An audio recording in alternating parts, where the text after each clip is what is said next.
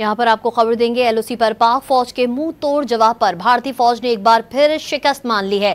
LOC पर Dharmsal 2 post और बटल सेक्टर में भारतीय फौज ने घुटने टेकते हुए सफेद परचम लहरा दिया है। सिक्योरिटी जराये के मुताबिक पाक फौज के मुंह तोड़ जवाब पर भारतीय फौज ने सफेद झंडा लहरा दिया है।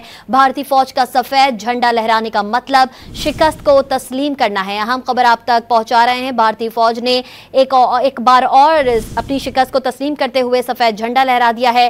पाक फौज का मुंह तोड़ जवाब पर भारतीय फौज ने अपनी शिकस्त तस्लीम करते हुए सफेद झंडा लहरा दिया है। एलओसी पर धर्मसाल 2 पोस्ट पर सफेद झंडा लहरा दिया गया है। आपको बता रहे हैं कि भारतीय फौज ने अपनी शिकस्त को तस्लीम कर लिया है। पाक फौज का मुंह तोड़ जवाब भारतीय फौज ने एक बार फिर सफेद झंडा लहरा दिया है और अपनी शिकस्त को कबूल कर लिया है।